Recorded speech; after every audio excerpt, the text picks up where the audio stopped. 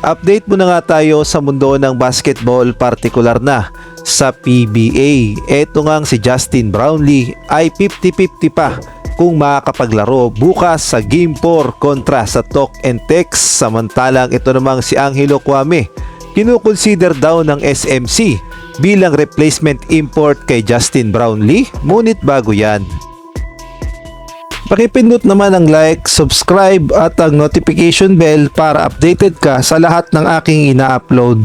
At kung gusto mong magpa-member sa aking channel ay pindutin mo lamang ang join at automatic ka na sa mga shoutout. Palaisipan pa rin nga kung makakapaglaro si Justin Brownlee bukas kontra sa Talk and Text sa Game 4 ng PBA Finals sa Commissioner's Cup. Dahil alam nating lahat na tinamaan siya ng injury matapos madislocate ang kanyang hinlalaki.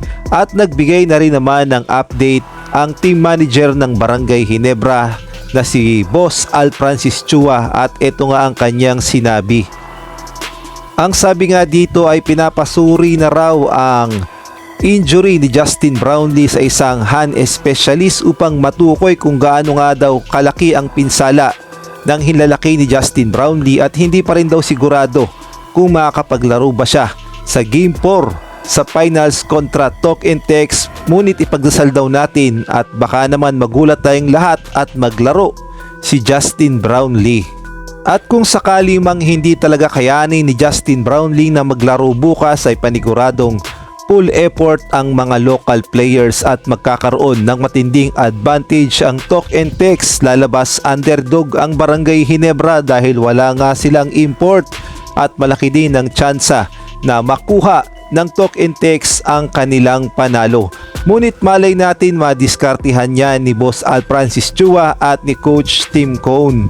At sa mga nagtatanong naman kung pwede nga bang magpalit ng import kahit finals na sa PBA, ito nga ang sagot. Ang sabi nga sa article ng Spin.ph ay pwedeng magpalit ng import, at ito pa nga yung nakasaad sa rules ng PBA.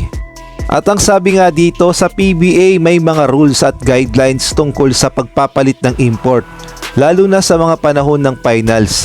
Sa pangkalahatan ng isang team ay hindi pwedeng magpalit ng import kapag nasugatan ito sa finals, maliban kung ang nasugatang import ay hindi na makakapaglaro sa loob ng isang linggo o higit pa. Kung ang import ay nasugatan at hindi na makakapaglaro sa loob ng isang linggo o higit pa, ang team ay pwedeng mag-apply ng replacement import sa PBA Commissioner's Office. Gayunpaman, ang replacement import ay kailangang sumailalim sa mga proseso at clearance ng PBA bago siya makapaglaro. Mahalagang tandaan na ang mga desisyon tungkol sa pagpapalit ng import ay nasa kamay ng PBA Commissioner's Office, at ang mga desisyon ay ginagawa sa pamamagitan ng mga kaukulang proseso at guidelines. So ayun nga ang rules ng PBA patungkol sa pagpapalit import. At eto nga si Snow Badwa, may matinding pasabog. Ito pa lang si Angelo Kwame ay kinukonsider sana ng SMC as replacement import kay Justin Brownlee. Kaya nga lang daw ang problema, mukhang ang MVP Group ay ayaw pumayag na gamitin itong si Angelo Kwame dahil alam nating lahat na nauna silang gumamit dito sa kanilang team na Meralco Bolts. Kaya naman mahihirapan talaga ang SMC na gamitin itong si Angelo Kwame sa Barangay Ginebra, at lalong-lalo na naglaro na sa Meralco Bolts. Kaya naman sayang talaga kung nagkataon sana ay malaking tulong itong si Angelo Kwame as replacement import dito kay Justin Brownlee. Ngunit ito pa nga ang matindi, si Tony Bishop ay nagpost sa kanyang social media na nakalagay workout, tapos suot-suot niya yung short ng Barangay Ginebra. Nagpaparamdam na kaya itong si Tony Bishop na siya ang papalit muna kay Justin Brownlee? Ngunit malay natin at maklear si Justin Brownlee bukas at makapaglaro sa Barangay Ginebra. Kaya naman ipagdasal natin na sana ay okay lang si Noypi at makapaglaro siya bukas kontra Talk and Text.